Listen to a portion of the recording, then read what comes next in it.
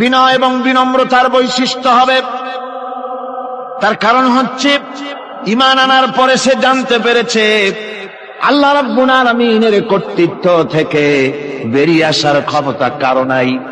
অহংকার করে যাব কোথায়, আস্ফালন করে যাব কোথায়? আল্লাহর রাজত্বের বাইরে, আল্লাহর ক্ষমতার বাইরে যাওয়ার ক্ষমতা তো কারোই নাই। সুতরাং অহংকার তার মধ্যে জায়গা পাবে না।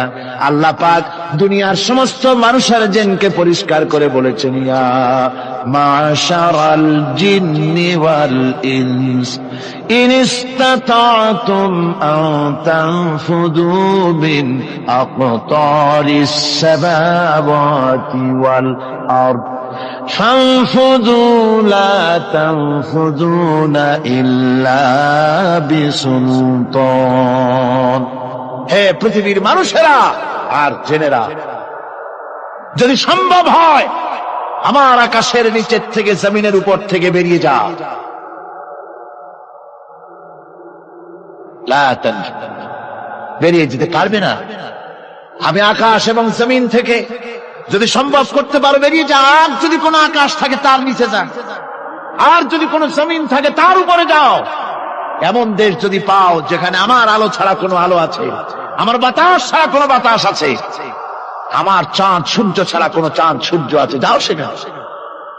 আল্লাহ রাব্বুল আলামিন বলেন নাই এরকম যাওয়ার কোন উপায় নাই।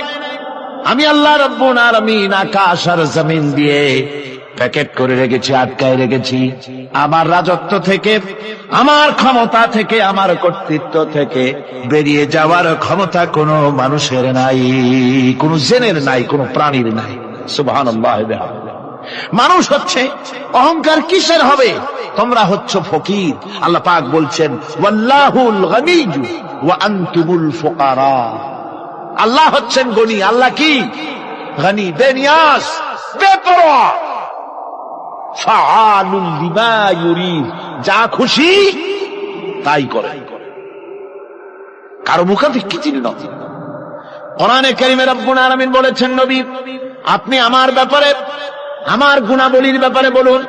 কুল হুয়াল্লাহ, ও আমার নবী আপনি বলুন আল্লাহ পাক এক এবং একক, তিনি নিরঙ্কুশ, তিনি বেনিয়াস, তিনি কারো মুখাপেক্ষী নন, তিনি কাউকে জন্ম দেন নাই, তাকেও কেউ জন্ম দেয়নি। আকাশ এবং জমিনে আল্লাহর সমকক্ষ কেউ নাই। তোমরা হচ্ছ ফকির আর আমি আল্লাহ হচ্ছি বেনিয়াস। লিল্লাহি মা ফিস সামাওয়াতি ওয়া মা ফিল আরদ, আকাশে যা আছে জমিনে যা আছে সব আল্লাহ, সব কার? আল্লাহ পাকের। সুতরাং কিসের অহংকার, কিসের মাতবাড়ি? মানুষ পেছনের কথা ভুলে যায়, মোটেই চিন্তা করে না। একটু আগে যারা ক্ষমতায় ছিল আজকে তারা ক্ষমতা হারা, আজকে যারা ক্ষমতায় এলো তারা আবার ক্ষমতা মসনদে বসে দুনিয়ার সব বিপদ আপদ ভুলে যায়। কি করে আরো বেশি লুটপাট করা যায়, আরো বেশি মানুষকে শোষণ করা যায়, মানুষ এই চিন্তাই করে। অহংকারে, ক্ষমতার দর্পে ফেটে পড়ে, চিন্তা করে না পেছনের কথা। আল্লাহ রাব্বুল আলামিন বলেন, যারা নাকি মুমিন বান্দাদের বিনয় এবং বিনম্রতা তাদের মধ্যে সৃষ্টি হয়ে যাবে, তার কারণ হলো আল্লাহ পাক বলেছেন ওয়ালা তামশি ফিল আরদি মারহান ইন্নাকা লান তাখরিকাল আরদা ওয়া লান তাবলুগাল জিবালা তুলা। ওয়ালা তামশি ফিল আরদি মারহান, আমার জমিনের উপরে অহংকার করে পা ফেলো না। তুমি কি পারবে অহংকার করে আমার জমিনটাকে ফাটাই দিতে? কি বলেন, পারা যাবে? অহংকার করে জমিনের উপরে লাথি মারেন জোরে, জমিন ফাটবে? ফাটবে না, আপনার পা ছিঁড়ে যাবে। আপনি কি পারবেন অহংকার করে পাহাড়ের উচ্চতা লাফ দিয়ে ছাড়াই যেতে পারবেন? তাও পারবেন। সুতরাং আল্লাহ পাকের উপরে ঈমান আনলে পরে তাদের মাথা এভাবে নত হয়ে যায়, অহংকার তাদের মধ্যে জায়গা পায় না। অহংকার কিসের? কিসের অহংকার তোমার? মানুষ তার জন্মের কথা, কোরআনে কারীম বলে মানুষ কি তার জন্মের কথা স্মরণ করে না? তোমার তো এমন অবস্থা ছিল, দুনিয়ায় উল্লেখযোগ্য বিষয়বস্তু হিসাবে তুমি পরিগণিত ছিলে না। তুমি হচ্ছ, তোমার জন্মের উৎস কথা হচ্ছে এক ফোঁটা নাপাক পানি, এমন নাপাক পানি যা শরীর থেকে নির্গত হলে পরে গোসল করা ওয়াজিব হয়ে যায়। এমন এক ফোঁটা নাপাক পানি যার জন্মের উৎস, তার আবার অহংকার কিসের? পৃথিবীতে অহংকার যারাই করলো আল্লাহ পাক তাদেরকে ভালো করে দেখায় দিলেন। নমরুদকে দেখায়ছেন, ফেরাউনকে দেখায়ছেন, যুগের ছোট ছোট নমরুদ ফেরাউন যেখানে যেখানে খুদে খুদে ফেরাউন হয়েছে আল্লাহ সকলকেই দেখিয়ে দিয়েছেন, দেন নাই? দেখিয়ে দিয়েছেন। সুতরাং মাথা নিচু করে চলতে হবে, বিদ্যার বড়াই করা চলবে না। কত লেখাপড়া করেছো তুমি? এমএ পাশ করেছো, তাতে কি হয়েছে? সবে মাত্র বর্ণবোধ পড়েছো, জ্ঞানের রাজ্যে পা ঢুকিয়েছো, এখনো কিছু শেখনি। টাইটেল পাস করেছো, তো কি হয়েছে? কদ্দুর শিখেছো? নিউটনের মতো মানুষ মৃত্যুর সময় বললেন, জ্ঞান সমুদ্রের বেলাভূমিতে দাঁড়িয়ে সামান্য বালু কণা নিয়ে নাড়াচাড়া করলাম, অথই সমুদ্রের কিছুই দেখতে পারলাম না। শেখ সাদি রহমতুল্লাহ আলাইহি ইন্তেকালের সময় বলেছেন, মালুম শোধ কি হিচ মালুম না শোধ, সারা জীবন সাধনা করে বুঝিলাম ইহা যে কিছুই বুঝিলাম না। এগুলি হচ্ছে জ্ঞানীদের কথা। আর কোন রকম ইউনিভার্সিটির বারান্দা দিয়ে 3-4 দিন হাঁটছে, কয় যে সব বুঝি। কি বুঝছো? কয় দেয়ার ইজ নো গড, স্রষ্টা বলতে কেউ নেই। পাগল কি আর গাছে ধরে মিয়া? সুতরাং বিদ্যার বড়াই চলবে না, স্বাস্থ্যের বড়াই চলবে না, অর্থের বড়াই চলবে না। অর্থের বড়াই করবে, কত অর্থ তোমার হয়েছে, আল্লাহ যদি ইচ্ছে করেন ব্রেনের মধ্যে, মগজের মধ্যে এমন টিউমার করে দিবেন, মগজের মধ্যে এমন ক্যান্সার করে দেবেন, হার্টের ভিতরে এমন ক্যান্সার লাগায় দিবেন, 14 গোষ্ঠী বিক্রি করলে ঔষধের পয়সা হবে না। পারবে কিনা আল্লাহ কন? জোরে বলবেন পারবেন কিনা? এমন বহুত অসুখ আছে ডাক্তাররা বোঝেই না ঔষধ দেবে কি। হযরত ইউনূস আলাইহিস সালাম মাছে তারে গিলে ফেলে দিল, হতাশায় তিনি হার্ট ফেল করেন নাই। মাছের পেটের মধ্যে যদি কেউ চলে যায়, বেরিয়ে যাওয়ার জন্য কোন ব্যাকডোর আছে নাকি কন? পালাবার কোন রাস্তা আছে? মাছের পেটের জানালা দরজা আছে কিছু? কিছুই নেই। তিনি হতাশ হলেন না, মাছের পেটের ভেতরে বসে হযরত ইউনূস আলাইহিস সালাম বুক ভরা আশা নিয়ে আল্লাহর দরবারে তিনি ঘোষণা করলেন, লা ইলাহা ইল্লা আনতা সুবহানাকা ইন্নী কুনতু মিনাজ জালিমিন। পড়েন না সবাই, লা ইলাহা ইল্লা আনতা সুবহানাকা ইন্নী কুনতু মিনাজ জালিমিন। হযরত ইউনূস আলাইহিস সালাম বললেন, আল্লাহ তুমি ছাড়া কোনো ইলাহ নাই, তোমার পবিত্রতা ঘোষণা করছি, আমি জালিমদের অন্তর্ভুক্ত হয়ে গেছি।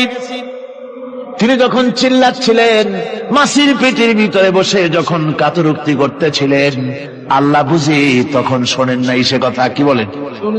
আল্লাহ বুঝি তখন তন্দ্রায় বা নিদ্রায় ছিলেন না? আল্লাহ পাক কি ঘুমান? তন্দ্রায় যান? লা তাখুযুহু সিনাতুন ওয়ালা নাওম। আল্লাহ রাব্বুল আলামিন বলেন, কোন তন্দ্রা বা নিদ্রা আল্লাহ রাব্বুল আলামিনকে স্পর্শ করে না। হযরত ইউনূস আলাইহিস সালাম যখন মাছের পেটের ভিতরে বসে চিৎকার মারলেন, আল্লাহ পাক বলেন, ইউনূস রে, তোমার ওই ডাক কেউ শোনে নাই, দুনিয়ার কোন রাজা বাদশাহ শোনে নাই, দুনিয়ার কোন বন্ধু বান্ধব তোমার শোনে নাই, কিন্তু আমি তোমার আরশের মালিক, আমি রব্বুল আলামিন শুনেছি। শুধু শুনি নাই, সঙ্গে সঙ্গে জবাব দিয়ে দিয়েছি। ফাস্তাজাবনা লাহু ওয়া নাজ্জাইনাহু মিনাল গাম্মি। পড়েন, ফাস্তাজাবনা লাহু ওয়া নাজ্জাইনাহু মিনাল গাম্মি ওয়া কাযালিকা নুজিল মুমিনিন। আল্লাহ পাক বলেন, আমি জবাব দিলাম। মাছের পেটের ভিতরে বেদনা শুরু হয়ে গেল। মাছ আর তলদেশে শুয়ে থাকতে পারলো না, সাঁতরাতে পারলো না, মাছ ভেসে উঠল উপরে। পেটের যন্ত্রণায় মাছ কিনারায় চলে এসে বমি করে দিতে পারলে যেন বাঁচি, এই অবস্থা মাছের হলো। কিনারায় চলে এলো, বমি করে ইউনূস আলাইহিস সালামকে ফেলে দিল। মাছও বাঁচলো, ইউনূস আলাইহিস সালামও বাঁচলো। আল্লাহ রাব্বুল আলামিন বলেন, মুমিনেরা শোনো, শুধু ইউনূসকে নয়, ওয়া কাযালিকা নুজিল মুমিনিন, এইভাবে করে মুমিন বান্দারা যদি আমাকে ডাকে, আমার কাছে যদি হাত ফাইলায়, আমি আল্লাহ রাব্বুল আলামিন মুমিনদের এভাবে বিপদ মুক্ত করে দেই। আল্লাহ পাক বিপদ মুক্ত করে দেন। ওমান ইয়াত্তাকিল্লাহা ইয়াজআল লাহু মাখরাজা, আল্লাহকে যে ভয় করে আল্লাহ তার জন্য রাস্তা খুলে দেন। জোরে কোন সুবহানাল্লাহ। আল্লাহ পাক বলেন, বান্দা যখন আমাকে ডাকে, আমি বান্দার একদম নিকটে, তার ঘাড়ের চাইতেও নিকটে। ওয়া নাহানু আকরাবু ইলাইহি মিন হাবলিল ওয়ারিদ, আমি আমার বান্দার সারা যে রগের উপরে তার মাথা, এর থেকেও আমি আমার বান্দার বেশি নিকটে। সুবহানাল্লাহ পড়েন। আমি তোমার কাছে, আমার কাছে মাপ চাও, যত বড় গুনাহ হোক। ওয়াকালা রাব্বুকুম উদউনি আস্তাজিব লাকুম, তোমার প্রভু তোমাকে ডেকে বলেছে আমাকে ডাকো, আমি মাফ করে দেব। সুবহানাল্লাহ। কত বড় কথা, আমাকে ডাকো, নিরাশ হয়েও না, হতাশ হয়েও না। আল্লাহর গজব বেশি না রহমত বেশি? আল্লাহর রহমত বেশি। হাদিসে কুদসির ভিতরে এসেছে, আল্লাহ পাক বলেছেন, কোন বান্দা যদি আমার দিকে এক বিগত অগ্রসর হয়, আমার রহমত তার দিকে এক হাত এগিয়ে যায়। কোন বান্দা যদি আমার দিকে হেঁটে আসে, আমার রহমত তার দিকে দৌড়ে যায়। বান্দা যখন আল্লাহর দরবারে দুহাত উঁচু করে চোখের পানি ফেলে দেয়, মুসলিম শরীফের হাদিসের ভিতরে এসেছে, গভীর রাত্রে, রাতের তৃতীয় অংশে আল্লাহ রাব্বুল আলামিন প্রথম আকাশে আসেন আর ডেকে বলেন, পৃথিবীতে আছো নাকি কেউ গুনাহ করে জীবন বরবাদ করে দিয়েছো, আমার কাছে মাপ চাও। ঋণগ্রস্ত আছো, অসুস্থ আছো, অপমানিত আছো, কে আছো মাজলুম, আমাকে ডাকো, আমার কাছে বলো, আমি ডাকের সাড়া দেব, জীবনের আশা পূরণ করে দেব। ওই সময় যেই সমস্ত লোকেরা কাঁদে তাহাজ্জুদের নামাজ পড়ে, আল্লাহ জিজ্ঞেস করেন ফেরেশতারা, অমুক অমুক দেশ অমুক অমুক বান্দারা কাঁদে কেন? ফেরেশতারা বলে, রব্বুল আলামিন তুমি তো ভালো করে জানো। আল্লাহ বলেন, জানি, তবুও তোমাদের মুখে শুনতে চাই। তারা বলে, রব্বুল আলামিন তোমার এই বান্দা গুনাহ করেছি, গুনার জন্য মাপ চায়, জাহান্নাম থেকে বাঁচতে চায়। আল্লাহ পাক বলেন, ফেরেশতারা আমার এই বান্দারা আমারে দেখেছে নাকি? বলে দেখে নাই। বলে আমার দোজখ দেখেছে নাকি? বলে না, তাও দেখে নাই। আমার বেহেশত দেখেছে নাকি? বলে না, তাও দেখে নাই। আল্লাহ পাক বলেন, ফেরেশতারা সাক্ষী থাকো, ওরা আমাকে দেখে নাই, আমার বেহেশত দোজখ কিছুই দেখে নাই, শুধুমাত্র আমার নবীর কথা, আমার কোরআনের কথা বিশ্বাস করে আরামের ঘুমকে হারাম করে যেভাবে তারা কাঁদতেছে, সাক্ষী থেকে যাও ফেরেশতারা, আবার রহমতের দরিয়ায় জোশ মেরেছে আমার ওই ক্রন্দনরত বান্দাগুলিকে আমি আল্লাহ মাফ করে দিলাম। সুতরাং মুমিন বান্দা যারা, আল্লাহর মুমিন বান্দা যারা, এই ঈমানের কোয়ালিটি, এটাও হতাশায় নিরাশায় ভেঙে পড়বে না। গুনাহ তো মানুষই করে, গুনাহ হয়ে গেছে, মাপ চাও। তোমার গুনাহ কদ্দুর? তোমার গুনাহ যদি হয় পাহাড় সমান, আল্লাহর রহমত আকাশ সমান। জাহান্নামের কঠিন শাস্তি থেকে বাঁচতে হলে আল্লাহর প্রতি ঈমান আনতে হবে। আর ঈমান আনলে যে কোয়ালিটি গুলি হওয়া উচিত, সেগুলি আমি আপনাদের সামনে আলোচনা করছি। এরপর আরেকটি কোয়ালিটি হবে মুমিনের, তা হলো কঠোর কঠিন বিপদে অবিচল থাকবে, বিপদে ভেঙে পড়বে না। বিপদ আপদ, শত্রুতা, ক্ষয় ক্ষতি যা কিছু হয় সবই আল্লাহর পক্ষ থেকে, এটা মেনে নিতে হবে এবং ধৈর্য ধারণ করতে হবে।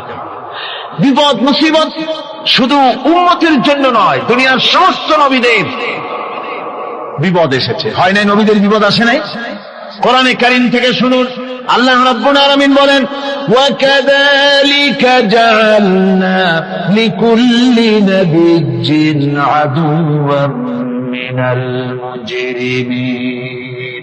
আল্লাহ পাক বলেন, এমনি করে আমি সকল নবীদের শত্রু বানিয়ে দিয়েছি, সব পাপিষ্ঠ আর অপরাধ প্রবণ লোকদেরকে। প্রত্যেক যুগে নবীদের শত্রু ছিল, প্রত্যেক যুগে নবীদের কি ছিল? শত্রু ছিল। সে শত্রু কারা ছিল? আল্লাহ পাক বলছেন, নবীদের শত্রু ছিল পাপিষ্ঠ আর অপরাধ প্রবণ লোক এরাই ছিল নবীদের দুশমন। রাসূলগণের অবস্থা যদি এই হয়, তাহলে তার উম্মত, ওই দিনের ধারক বাহক যারা, তাদের বুঝি বিপদ আপদ হবে না নাকি? হবে কিনা? তো ইসলামের বিরোধিতা যারা করে, কোরআনের পরিভাষায় বলা হয়েছে ইসলামের দুশমন, নবীদের দুশমন। দুনিয়ার সব পাপিষ্ঠ আর অপরাধ প্রবণ লোকেরাই ইসলামের দুশমন হয়, নবীদের দুশমন হয়। আজও দেখেন, আজও তাকিয়ে দেখেন, ইসলামী আন্দোলনের বিরোধিতা যারা করে তারা পাপিষ্ঠ চরিত্রের কিনা তাকায় দেখেন, খুঁজে দেখেন সর্বত্র। খুঁজে দেখুন, খুঁজে দেখুন, যারা ইসলামী আন্দোলনের বিরোধিতা করে, যারা ইসলামকে মিটিয়ে দেওয়ার চেষ্টা করতেছে, যারা ইসলামকে মৌলবাদ বলে, ইসলামকে সাম্প্রদায়িক বলে, কোরআনে কারীমের কথা কত স্পষ্ট যে নবীদের দুশমন হয়, ইসলামের দুশমন হয় মুজরিম লোকেরা, অপরাধ প্রবণ আর পাপিষ্ঠ লোকেরা। আজও আমরা দেখতে পাই এই শ্রেণীর লোকেরা পাপিষ্ঠ এবং সবচাইতে সমাজের নিকৃষ্ট ধরনের চরিত্রহীন লোক। নামাজ নাই। আপনি খুঁজে দেখেন ইসলামী আন্দোলনের বিরোধিতা যারা করছে, যারা নেতৃত্ব দিচ্ছে, নামাজ নাই, রোজা নাই, চরিত্র নাই, হজ নাই, যাকাত নাই, মদ, জুয়া, জেনা, ব্যভিচার ইত্যাদিতে লিপ্ত। চেহারা দেখলে ছেলেপেলেরা 2 গ্লাস পানি খায় ভস্ম যায়। কথা ঠিক কিনা কয়? এই হলো অবস্থা। মারে কেন? মুমিনদেরকে, পয়গম্বরদেরকে, সাহাবীদেরকে এবং ঈমানদারদেরকে মারে কেন?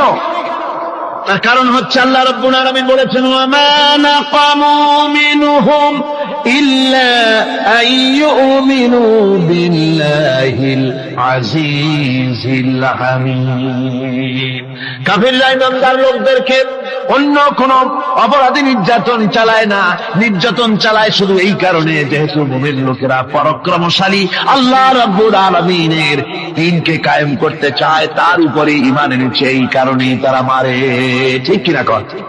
যুগে যুগে নবীদের উপরে, সাহাবীদের উপরে যে অত্যাচার হয়েছে, সেই অত্যাচার এই কারণেই হয়েছে, অন্য কোনো কারণে নয়। এই কঠিন বিপদে অবিচলতা এবং ধৈর্যের দৃষ্টান্ত নবীগণ পেশ করেছেন পৃথিবীর বুকে। আমরা দেখেছি ইব্রাহিম আলাইহিস সালামকে আগুনে ফালানো হয়েছে, আছে না কোরআন শরীফে? আমি কিন্তু গল্প করতেছি না, সব কোরআনের কথা। কিসের কথা? ইব্রাহিম আলাইহিস সালামকে আগুনে ফালানো হচ্ছে। অপরাধ কি? অপরাধ হচ্ছে হযরত ইব্রাহিম আলাইহিস সালাম দাওয়াত দিয়েছেন, লা ইলাহা ইল্লাল্লাহ। জোরে পড়েন, লা ইলাহা ইল্লাল্লাহ, লা ইলাহা, লা ইলাহা ইল্লাল্লাহ মুহাম্মাদুর রাসূলুল্লাহ। হযরত ইব্রাহিম আলাইহিস সালাম দ্বীনের দাওয়াত দিয়েছেন, এক আল্লাহর দাওয়াত দিয়েছেন, ঈমানের দাওয়াত দিয়েছেন। আর কোন অপরাধ ছিল না। নমরুদ সহ্য করতে পারল না।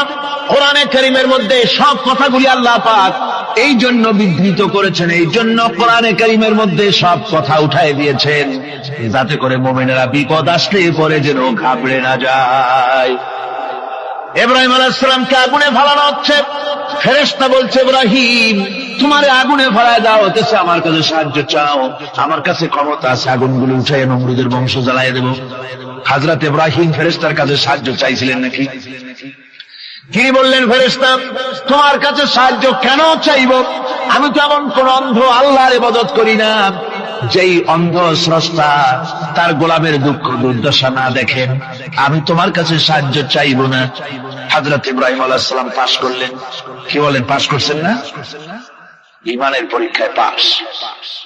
আগুনের মধ্যে হযরত ইব্রাহিমকে যখন ফেলানো হচ্ছে, রব্বুল আলামিন আগুনের প্রতি নির্দেশ করে দিলেন, ইয়া নারু কুনি বারদাও ওয়া সালামান আলা ইব্রাহিম। আগুন আমার ইব্রাহিমের জন্য শান্তিদায়ক, ঠান্ডা হয়ে যা। এখন কি আর আগুনের বাপের ক্ষমতা আছে ইব্রাহিমের পোড়ানো? আর ক্ষমতা নাই। আমার বন্ধুগণ, ইব্রাহিম আগুনের ভিতরে আরামে বসা আছেন, আর ওদিকে নমরুদ বসে বসে দেখতেছে দূর থেকে। ইব্রাহিম তো জ্বলে না, গায়ের মধ্যে আগুন জ্বলে গেল। ডাক দিয়া কয়, আগুন তোর হলো কি? কেন জ্বালাইতে পারিস না আমার দুশমন রে? হলোটা কি তোর? তোর কি জ্বালানোর শক্তি বন্ধ হয়ে গেল নাকি? আগুনের ভিতর থেকে জবাব এলো, নমরুদ রে, আমার ভিতরে জ্বালানোর শক্তি আছে কি নাই যদি প্রমাণ করতে চাও, টেস্ট করতে চাও, তুই নিজে আয়, তোরে শুদ্ধ তামাম দুনিয়া জ্বালাই দিতে পারি, ইব্রাহিমের এক গাছা পশম জ্বালাই দিতে পারি না। তার কারণ হচ্ছে আমি হচ্ছি মাখলুক, আল্লাহ হচ্ছেন খালিক। আল্লাহ আমাকে বলেছেন না জ্বালাতে, তুমি 1000 বার বললেও আমি ইব্রাহিমকে জ্বালাইতে পারবো না। কোরআনে কারিমে ঘটনা বলে মুমিনদেরকে সাহস দেওয়া হচ্ছে, মুমিনেরা দ্বীনের কাজ করতে গিয়ে বিপদ আবাজ আসবে, ইমানের দাবি হলো বিপদ আসবে, আর বিপদ আসলে ঘাবড়ায় যেও না, মুসিবতে পড়ে চিন্তায় পেরেশানে হয়রান হয়ে যেও না। বিশ্বকবি আল্লামা ইকবাল কি সুন্দর করে বলেছেন, আজ ভি হো জু বিরাহিম কা ইমা পয়দা আগ কর সকতি হ্যায় এক আন্দাজ গুলিস্তান পয়দা। ইব্রাহিমের ইমান যদি আজিও কোথাও হয় বিদ্যমান, করতে পারেন অগ্নিকুণ্ডে খুবসুরত এক গুলিস্তান। আজও যদি আগুনের ভিতরে কোন নমরুদ কোন ইব্রাহিমকে যদি ফেলে দেয়, আল্লাহ রাব্বুল আলামিন আজও আগুনকে ফুলের বাগান বানায়া দিবেন। সুবহানাল্লাহ। ভয় পাওয়ার কারণ নাই, চিন্তা করার কোনো কারণ নাই। আমার বন্ধুগণ, হযরতে হুদ আলাইহিস সালামকে যখন সমাজের লোকেরা, রাষ্ট্রের লোকেরা ঘিরে ফেলে দিল, সমাজ শক্তি, রাষ্ট্র শক্তি যখন তাকে ঘিরে ফেলে দিল, ষড়যন্ত্রের পাহাড় তুলে দিল, তারে মেরে ফেলে দিবে, হযরত হুদ দেশ থেকে পালায় গেলেন না, ভয় পেলেন না। হযরতে হুদ আলাইহিস সালাম বললেন, কোরআনে কারিমে হযরত হুদের কথা কোট করা হলো, ফাকিদুনি জামিআন সুম্মা লা তুনজিরুন।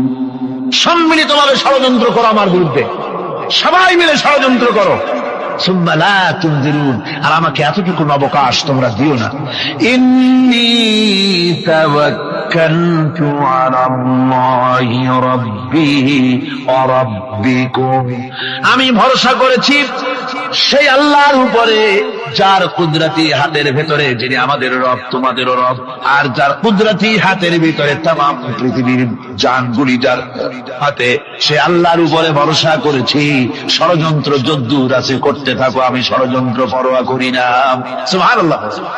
এটাই হলো মুমিনের কোয়ালিটি। শুধু ঈমান, লা ইলাহা ইল্লাল্লাহু মুহাম্মাদুর রাসূলুল্লাহ, গরুর গোশত খাই, আর রবিউল মাস আসতে পরে ইয়া নবী সালাম আলাইকা, ইয়া রাসূল সালাম আলাইকা, তারপরে গরম গরম জিলাপি আর রসগোল্লা খাইলাম খুব বেশি করিয়া, এর নাম মুমিন নয়। মুমিন হচ্ছে তার চলায় ফেরায়, ওঠায় বসায় সাহসিকতার এক আন্দাজ তৈরি হবে সে। আমার ভাইয়েরা, বিপদে অবিচলতা আমাদেরকে পয়গম্বরেরা শিক্ষা দান করেছেন। আমরা দেখতে পেয়েছি বিশ্বনবী জনাবে মুহাম্মদুর রাসূলুল্লাহ সাল্লাল্লাহু আলাইহি ওয়াসাল্লাম হিজরতের রাত, কাফেরেরা চতুর্দিকে দাঁড়ানো, হযরত জিবরাইল এসে বলেন, ইয়া রাসূলুল্লাহ, কাফেরেরা চতুর্দিকে ঘিরে দাঁড়িয়েছে, গভীর রাত, এখন হাতে তাদের তরবারি, সকাল হলে পরেই তারা আপনাকে মেরে ফেলে দেবে, তাড়াতাড়ি উঠেন, মদিনার দিকে চলে যান। আল্লাহ নবী ঘুমের থেকে জেগে হযরত আলীকে ডেকে বলেন, আলী, আল্লাহ অর্ডার করেছেন আমি মদিনায় চললাম, আমার বিছানার পরে আমার চাদর গায়ে দিয়ে শুয়ে থাকো। হযরত আলী বলেন, আল্লাহর হাবিব, আপনার চাদর গায়ে দিয়ে ঘুমিয়ে থাকবো, সকালবেলায় কাফির বেঈমানেরা আপনার বিছানার পরে আপনার চাদর গায়ে দেওয়া অবস্থায় আমি আলীকে তারা মুহাম্মদ মনে করবে, আর আমি আলীকে নবী মনে করে তারা তাদের তরবারি দিয়া কেটে কেটে টুকরা টুকরা করে আমারে বিদায় করে দেবে দুনিয়া থেকে। এতটুকুনো পরোয়া করি না, বরং আমার দিলের মধ্যে এটাই তৃপ্তি থাকবে যে আমি আলীর জীবনের বিনিময় আল্লাহর হাবিব দুনিয়ায় বেঁচে আছেন। যে ব্যক্তি বিদ্রোহ করেছে এবং দুনিয়ার জীবনকে অগ্রাধিকার দিয়েছে, তার জায়গা হচ্ছে জাহান্নাম। জোরে বলেন নাউজুবিল্লাহ। যে ব্যক্তি আল্লাহর সঙ্গে বিদ্রোহ করেছে আর পরকালের জন্য পাথর জোগাড় করে নাই, দুনিয়াকে অগ্রাধিকার দিল, পরকালকে ভুলে গেল, তার জায়গা হলো জাহান্নাম।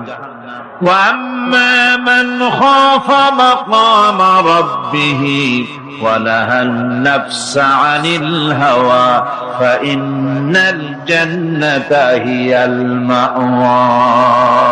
আর যে ব্যক্তি আপন প্রভুর সামনে উপস্থিত হকে ভয় করেছে এবং আপন প্রবৃত্তিকে লালসা মুক্ত করেছে, লালসার হাত থেকে রক্ষা করেছে, আল্লাহ রব্বুল আলামিন কিয়ামতের দিন তার জন্য রেখে দিয়েছেন জান্নাত।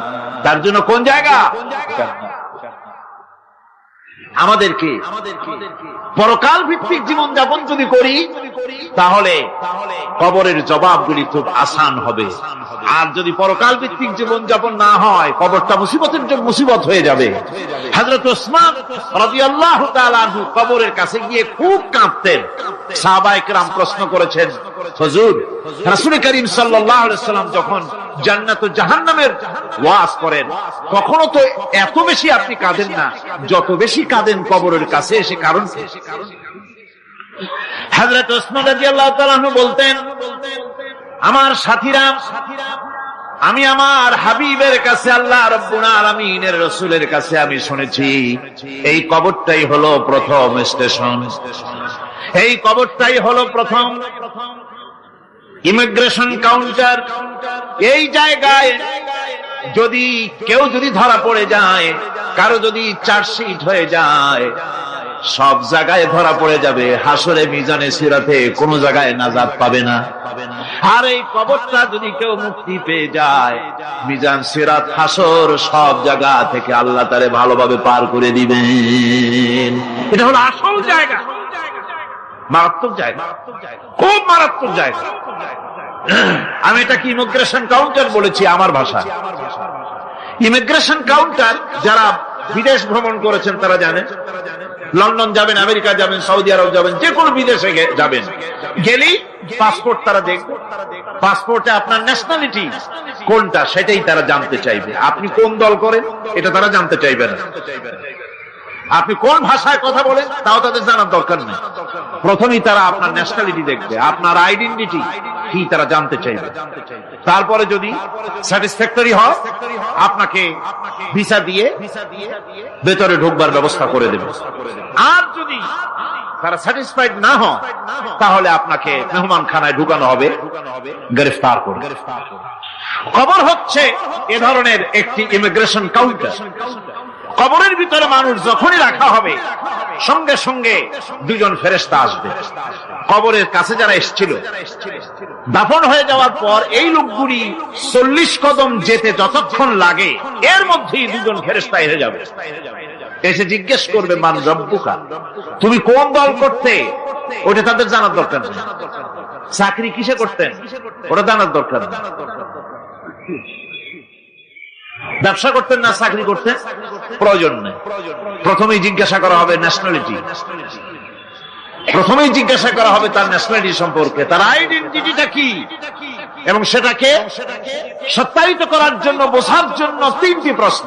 প্রথম প্রশ্ন, মান রব্বুকা ওয়া মা দীনুকা ওয়া মান নাবিয়্যুকা, তোমার রব কে, তোমার দ্বীন কি, তোমার নবী কে। যদি এই ব্যক্তি বেঈমান হয়, মুনাফিক হয়, সে বলবে হায় হাতা লা আদরি, হায় হাতা লা আদরি, জানি না আমার রবকে, আমি জানি না। তোমার দিন কি, দিন কারে কয় বুঝি না।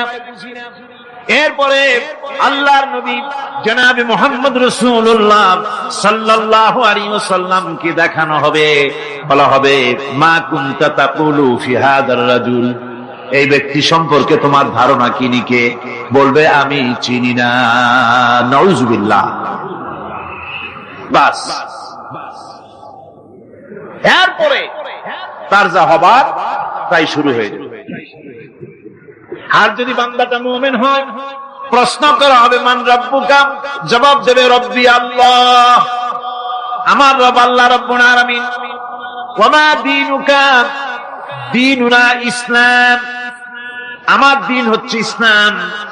এরপরে আল্লাহর নবীকে দেখানো হবে। কয়েক রকমের বর্ণনা আছে, কোন বর্ণনায় আছে হুজুরের আকারে দেখানো হবে, অথবা রাসূলকে সরাসরি দেখানো হবে। বলা হবে মা কুনতা তাকুলু ফি হাদার রাজুল, এই লোকটি সম্পর্কে ধারণা কি? মুমিন ব্যক্তি বলবে হাযা নবিয়ুনা মুহাম্মাদুর রাসূলুল্লাহ সাল্লাল্লাহু আলাইহি ওয়াসাল্লাম, ইনি আমার তো সেই নবী মুহাম্মাদুর রাসূলুল্লাহ সাল্লাল্লাহু আলাইহি ওয়াসাল্লাম। আমরা যদি এই রকমের জবাব দিতে পারি, আল্লাহ কবুল করো। সকলে জোরে বলেন আমিন। জবাব হয়ে যাওয়ার পর গায়ব থেকে আওয়াজ আসবে, ফাফরিশু বিল জান্নাতি ওয়ালবিসু বিল জান্নাহ। ও আমার ফেরেশতারা, আমার এই বান্দাকে জান্নাতের পোশাক পরাইয়া দাও আর কবরটাকে জান্নাতের বিছানা বিছাইয়া দাও। জান্নাতের পোশাক পরাইয়া দাও, জান্নাতের বিছানা বিছাইয়া দাও। ইলা মাদ্দা বাসারিহি, তার চোখের দৃষ্টি যত দূর যায় কবরটা ততটা প্রশস্ত করে দাও। এরপর বেহেশতের পোশাক পরাইয়া, বেহেশতের বিছানা বিছায়া ফেরেশতা বলবে নওম কানাউমুল উরুস, ঘুমিয়ে যাও। দুলামিয়া যেমন বাসর সজ্জায় নতুন বউ নিয়ে আরামে ঘুমায়, এরকম আরামে ঘুমায় যাও। ইলা ইয়াউমিল কিয়ামা, কিয়ামত পর্যন্ত ঘুমায়, আরামে ঘুমিয়ে থাকবে। এরপরে সিংহায় ফুৎকার হবে, সিংহার ফুৎকারের আওয়াজে তার ঘুম ভেঙে যাবে। বলবে ইয়া ওয়াইলানা মান বা'থানা মিন মারকাদিনা, হায় আফসোস, আমার এত আরামের ঘুম থেকে কে আমাকে জাগ্রত করলো, আমার ঘুমটারে নষ্ট করলো কে? আওয়াজ আসবে হাযা মা ওয়াদার রহমান ওয়া সাদাকাল মুরসালুন, এটা হচ্ছে রহমানের সেই ওয়াদা, আর মুরসালিনরা নবীরা সত্য কথাই বলেছিলেন, সেই কিয়ামত অনুষ্ঠিত হচ্ছে। আমার বন্ধুগণ, সেজন্য এই দুনিয়ার মোহে পড়ে থাকলে পরে দুনিয়ায় যারা অগ্রাধিকার দিবে দুনিয়াকে পরকালের তুলনায়, জবাব দিতে পারবে না কবরের ভিতরে গিয়া। আর যারা পরকালকে অগ্রাধিকার দিবে, দুনিয়ার চাইতে পরকালকে বেশি অগ্রাধিকার দেবে, আর আল্লাহর ভয় কলিজার ভিতরে রাখবে, কবরের জবাব সঠিকভাবে দিতে পারবে, কিয়ামতের দিন আল্লাহ রাব্বুল আলামিন তাদের জন্য জান্নাত দান করবেন। জোরে বলেন আমিন। দুনিয়াটা হচ্ছে দুনিয়া যেখানে আমরা আছি। আমি আগেই বলেছি, দুনিয়া হচ্ছে আদনা শব্দ থেকে এর উৎপত্তি হয়েছে। তুচ্ছ, নিকৃষ্ট, এটার দাম নাই, এটার মূল্য নাই।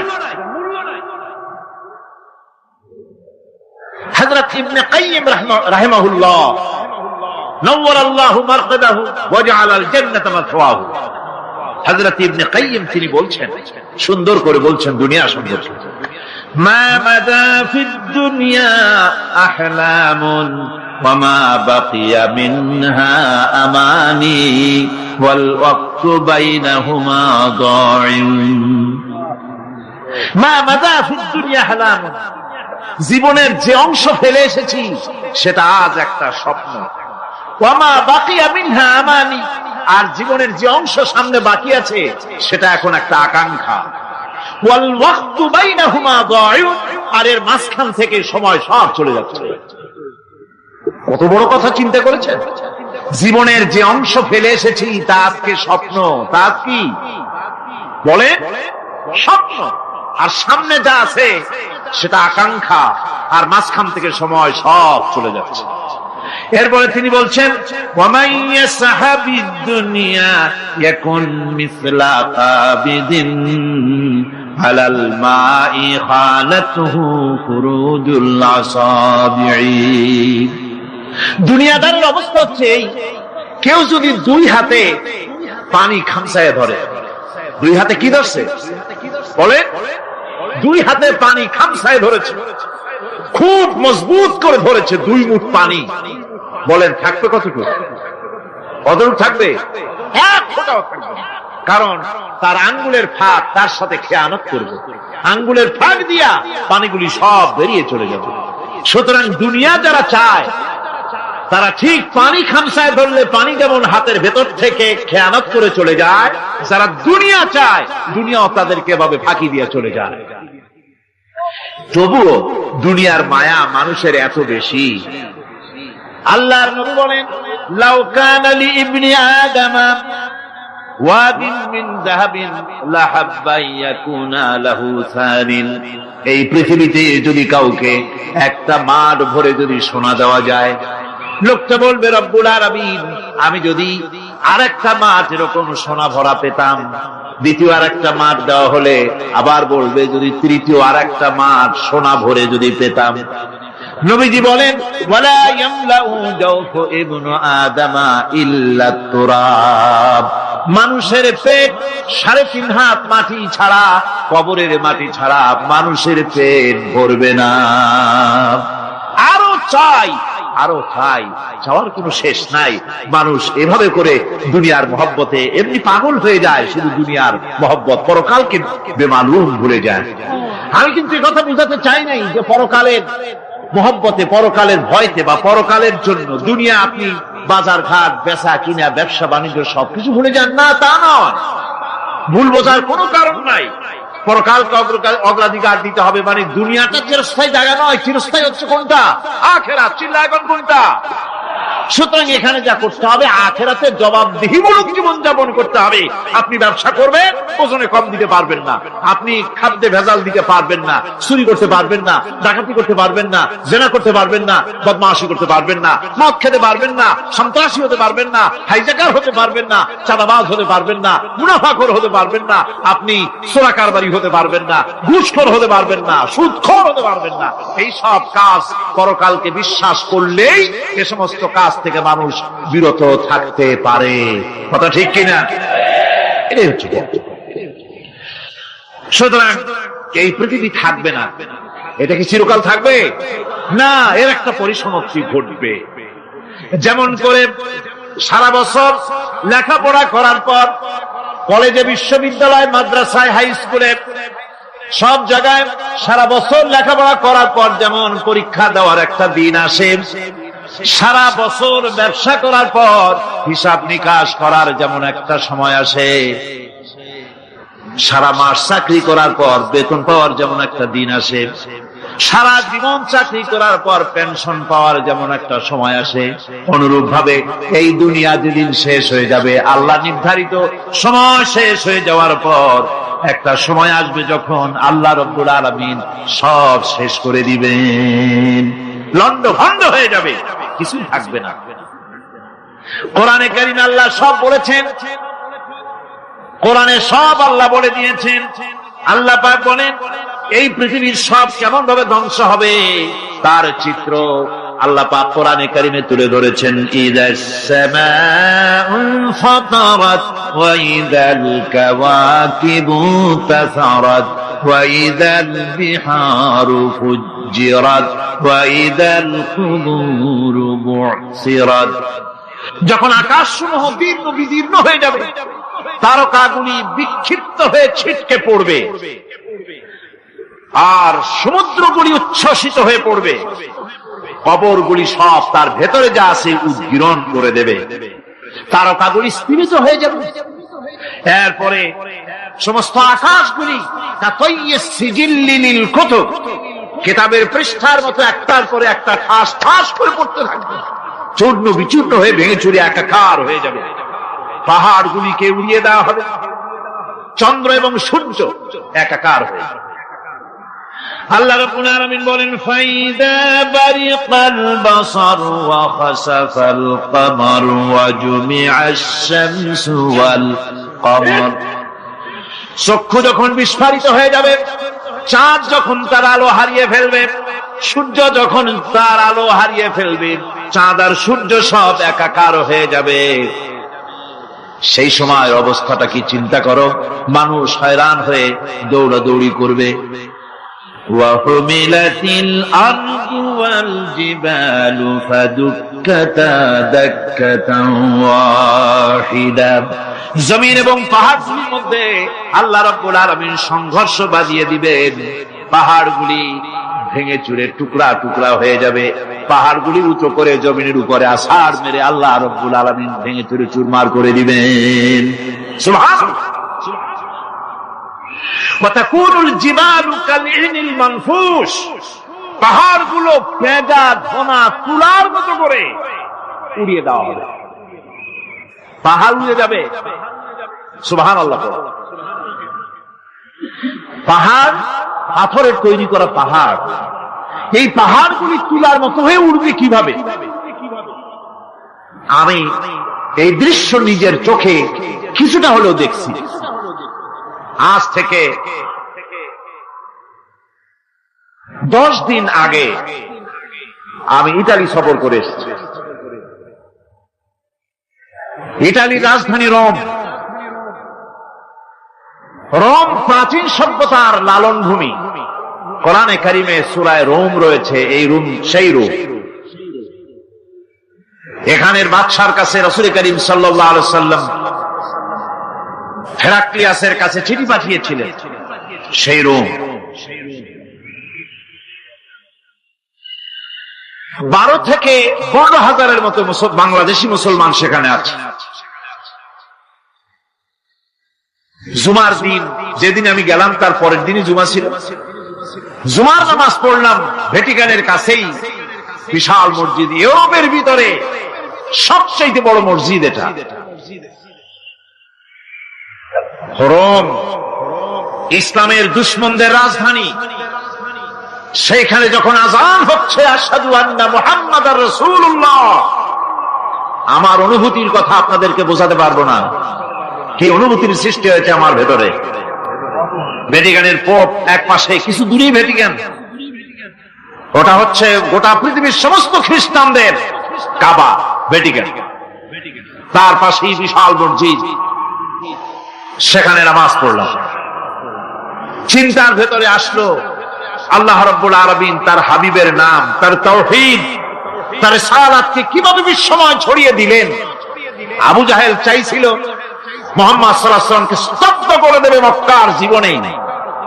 কত বদনাম, সাহের, কাহেন, কাযযাব, শায়ের, নাউযুবিল্লাহি মিন যালিক, কত গালাগালি করলো। আর আল্লাহ শোনালেন, হাবিব চিন্তার কোনো কারণ নাই, ওয়ারাফা'না লাকা যিকরাক, আমি আপনার প্রশংসা বিশ্বময় ছড়িয়ে দেব। সুবহানাল্লাহ ওয়া বিহামদিহি। রোম প্রোগ্রাম শেষ করে আমাকে তারা নিয়ে গেল, যেটা আমি বলছি সফর কাহিনী শোনাবার সময় এটা না, যেহেতু এর সঙ্গে প্রাসঙ্গিক সেজন্য বলছি। পাহাড় কেমনে তুলার মতো হয়ে উড়বে তার নজির দেখেছি।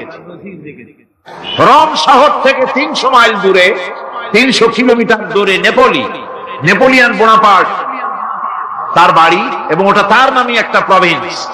ভূমধ্য সাগরের পারে ভিসুভিয়াস, পৃথিবীর সবচাইতে বড় আগ্নেয়গিরি। সেটা দেখাতে নিয়ে যাওয়া হলো আমাকে, যে পাহাড়টা পৃথিবীর মাটি থেকে তার চূড়া হচ্ছে 3 মাইল উঁচু। এর 2 মাইল গাড়িতে করে ঘুরে ঘুরে যাওয়া যায়, এরপর আর গাড়িতে যাওয়া যায় না, বাকিটুকুন যেতে হবে হেঁটে হেঁটে। পাহাড়ের উপরে অক্সিজেন কম, বেশ কষ্ট হচ্ছিল উঠতে। জীবনে প্রথম পাহাড়ে চড়েছি জাবালে নূর, রাসূল করিম সাল্লাল্লাহু আলাইহি ওয়াসাল্লামের উপরে যেখানে ওহী হয়েছিল সর্বপ্রথম। পাহাড় চড়ার একটা অভিজ্ঞতা ওখান থেকে আমার কিছুটা হয়েছিল। খুব কষ্ট হলো বাকি 1 মাইল উঠতে। যখন ভিসুভিয়াসের একদম শীর্ষে চলে গেছি, সেখানে গিয়ে আমার সাথে 15-20 জন লোক ছিল। আমি নিজে আল্লাহু আকবার বলে আমার গলা থেকে আওয়াজ বেরিয়ে গেল। আমি দেখতে পেলাম ভিসুভিয়াসের শীর্ষে বিশাল গর্ত। আমার মনে হয় গর্তটা এই মাঠের 1/4 হবে। এই মাঠের 1/4 হবে গর্তটা। সেই গর্তটার গভীরতা হচ্ছে 1.5 কিলোমিটার।